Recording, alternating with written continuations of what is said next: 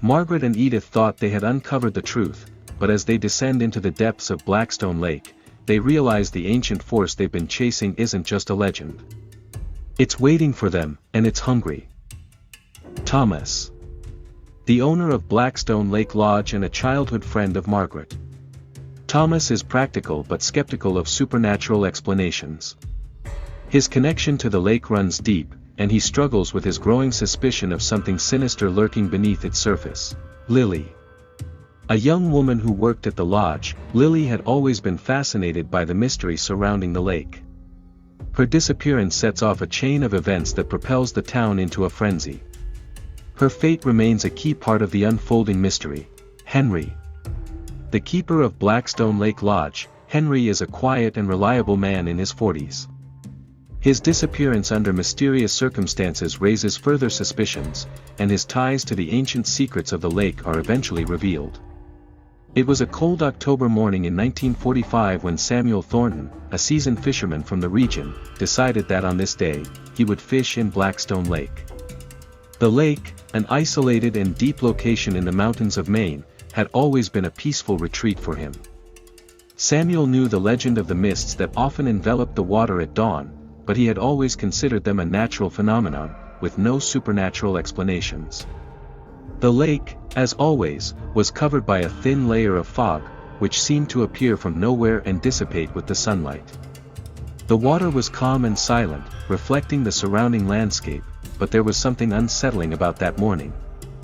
Samuel felt a shiver down his spine, something he couldn't explain, but which made him more alert to his surroundings. As he rowed toward the center of the lake, the mist began to thicken, becoming denser and almost impenetrable. Even with the poor visibility, Samuel didn't mind.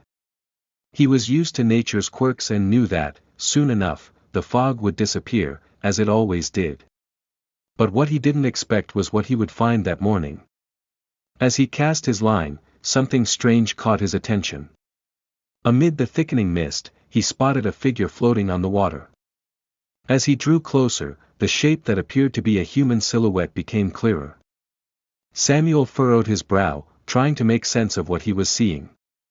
A dark cloak, gently floating above the lake's surface. His instincts told him to pull away, but curiosity drew him closer. As Samuel's boat approached the floating figure, he began to discern more details. The dark cloak seemed to be wrapped around something, but what caught his attention most was the human form beneath it.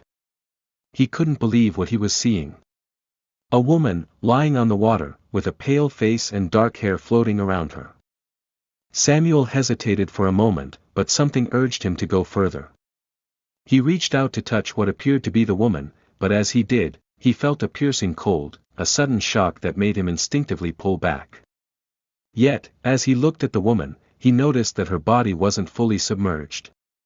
The fog around her seemed to amplify the mystery, and Samuel couldn't shake the feeling that something was terribly wrong. His instinct drove him to act quickly. He leaned down to pull her into the boat, despite the strange weight she seemed to carry. When the woman was finally lifted out of the water, Samuel was in shock. Her body was almost intact, but her face had disappeared, as if time had consumed her identity entirely. She seemed to be in an almost supernatural state of preservation, as if she had been kept there far longer than she should have been.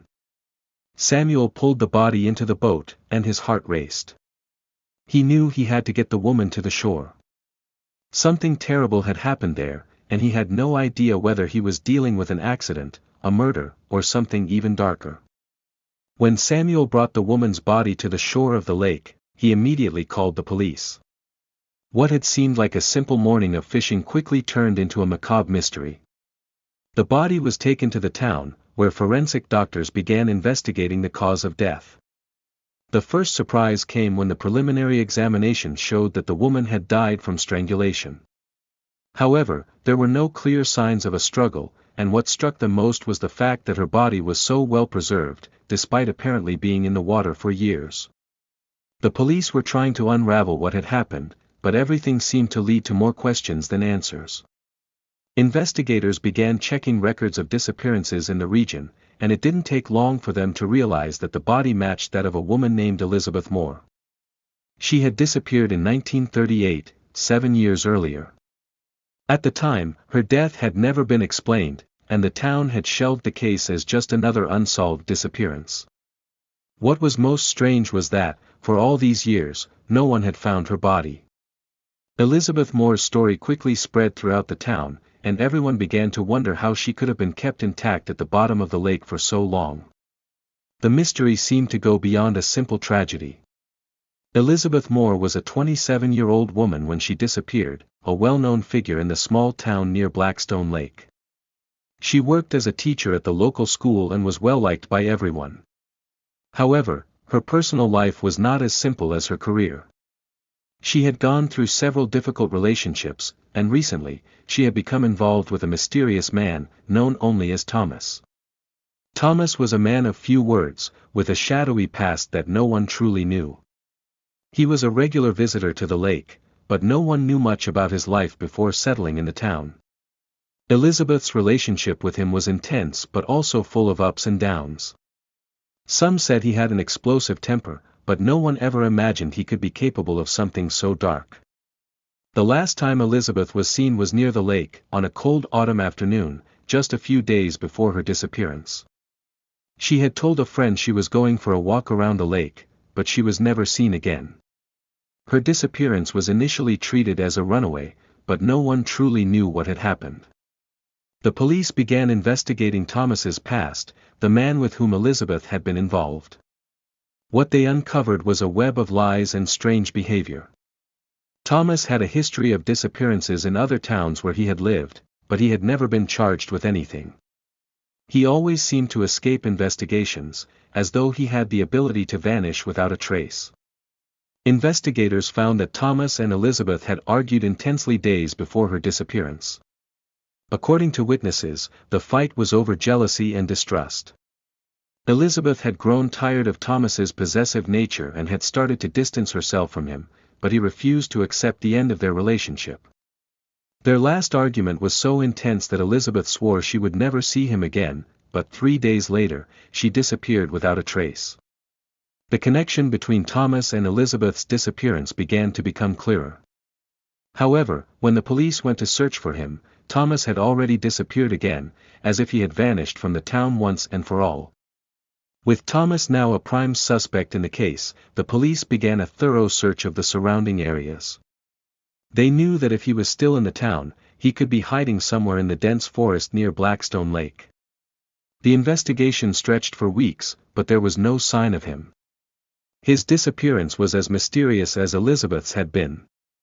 No one could understand how he could slip away so easily. Rumors spread throughout the town that Thomas had vanished into the mountains, possibly to escape his past once again. But some of the locals believed he had never truly left, he was still out there, watching, waiting. The townspeople couldn't shake the feeling that something dark lingered near the lake, and they wondered if they would ever be able to solve the mystery. Meanwhile, Elizabeth's body was examined further. Experts concluded that the strange preservation of her body was due to the unique conditions in Blackstone Lake. The cold, deep waters of the lake had slowed the natural processes of decay, allowing her body to remain intact for years. The discovery of her remains only deepened the mystery. How had she ended up there? Why was she never found before? And what had really happened to her during those lost years? As time passed, rumors about Blackstone Lake's dark past began to resurface. The lake had a reputation that went back decades, long before Elizabeth had disappeared. Old-timers in the town whispered about strange occurrences and disappearances that no one could explain. Some claimed to have seen ghostly figures walking along the shore at night, while others spoke of voices carried by the wind, calling out from the depths. There was also talk of an ancient curse tied to the lake, one that seemed to draw people into its cold, dark waters, never to return. Some even claimed the spirits of those who had died there could still be felt, restless and unwilling to leave. Elizabeth's body being found only added to the eerie lore surrounding the lake. People began to wonder if her disappearance was part of a much older story, one that connected her death to the lake's dark history. In the weeks following the discovery, strange occurrences began to plague the town. People reported hearing strange noises at night, footsteps on their porches, doors creaking open by themselves, and whispers that seemed to come from nowhere. A sense of unease settled over the town, and many felt that the lake had become more than just a body of water, it had become a place of mourning, a place where the dead still roamed. Just when it seemed that the mystery of Elizabeth's death would remain unsolved, a new lead emerged. A young woman named Lily Parker, who had been missing for several weeks, suddenly reappeared. She was found wandering near the lake, disoriented and barely able to speak.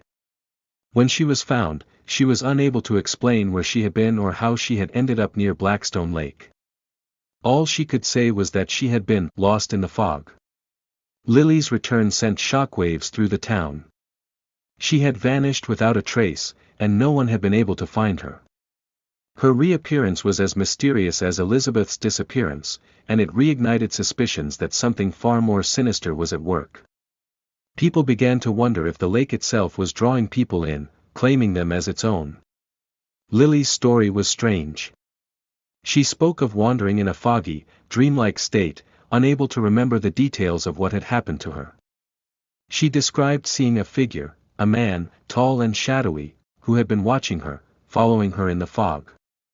Her description sounded eerily familiar to those who had heard the stories of Thomas, the mysterious man who had been involved with Elizabeth.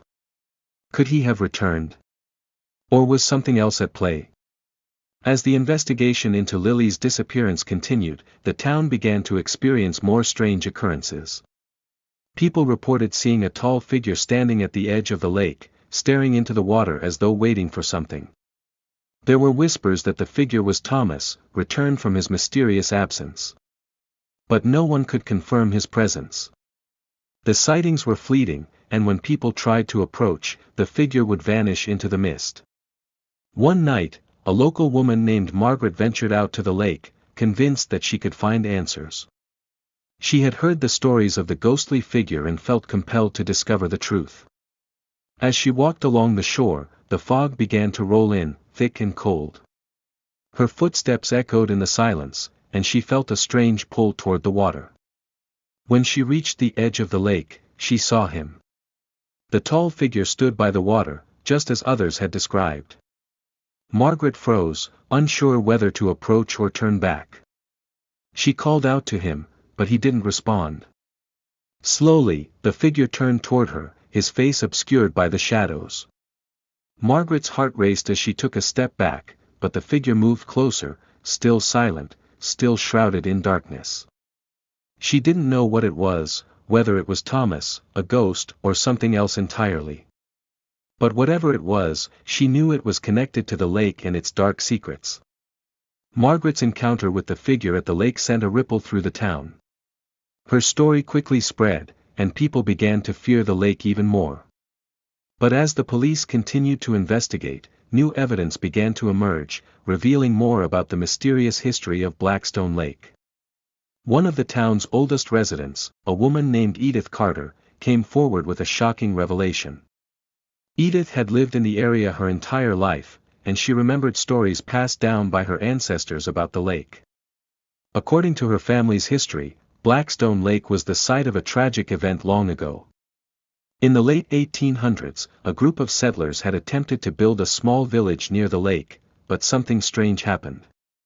People began to disappear, one by one, and the remaining settlers believed the lake had become cursed.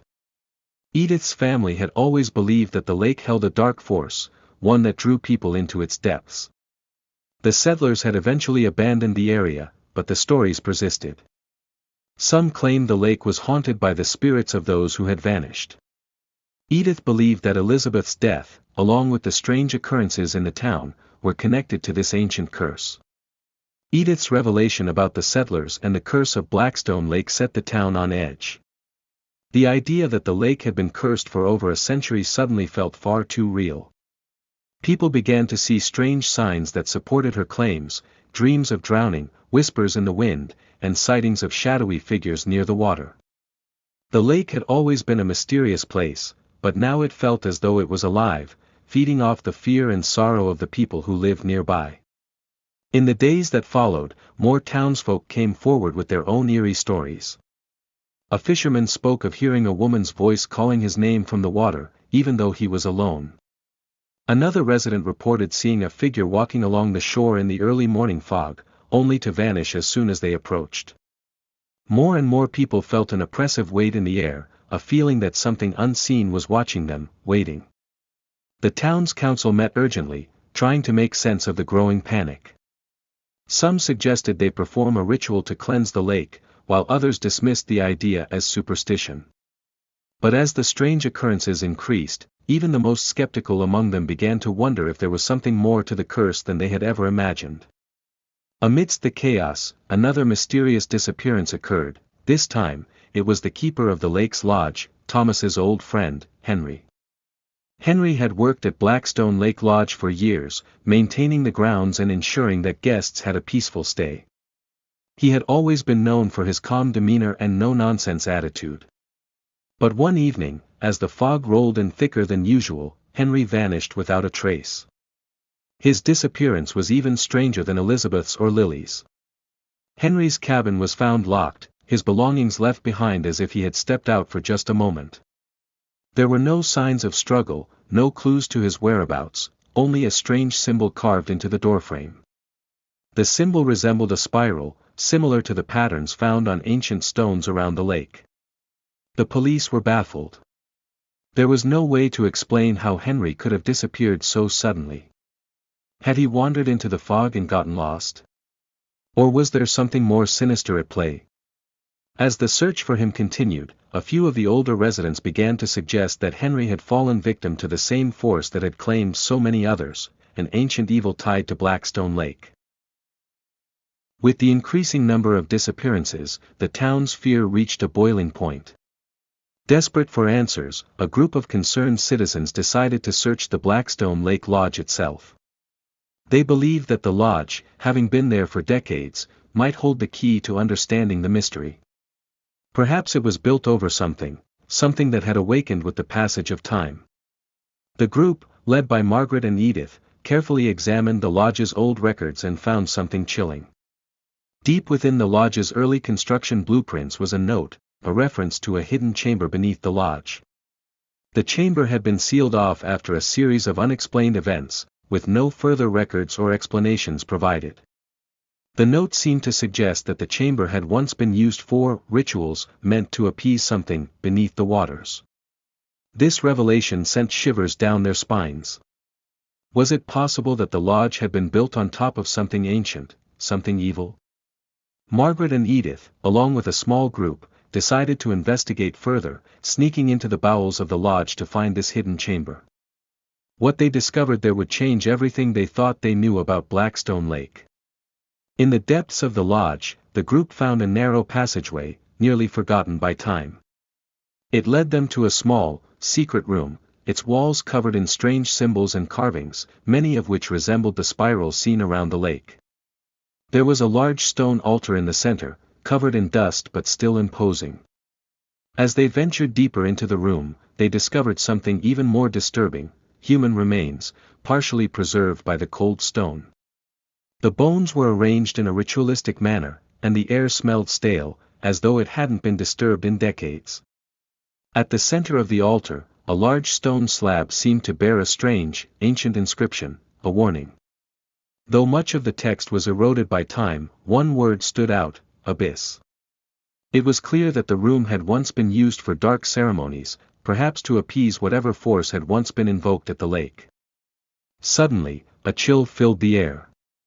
The group felt the unmistakable sensation of being watched, and one of the women, Edith, gasped as she looked at a corner of the chamber. There, standing in the shadows, was the figure, a tall, shadowy form with glowing eyes, just like the ones described by the townsfolk. The figure seemed to radiate a coldness that sent the group scrambling out of the room in terror. They barely made it back to the lodge's main floor, shaken by what they had seen. Margaret and Edith knew one thing for sure: whatever was haunting Blackstone Lake was not just a ghost, it was something far more dangerous, something that had been waiting for the right moment to return. The town was now in full panic mode. The strange occurrences, the disappearances, and the haunting figure had all led to one undeniable conclusion: Blackstone Lake was cursed, and something dark and ancient had been awakened. The spirits of those lost to the lake, including Elizabeth and Henry, were restless and vengeful.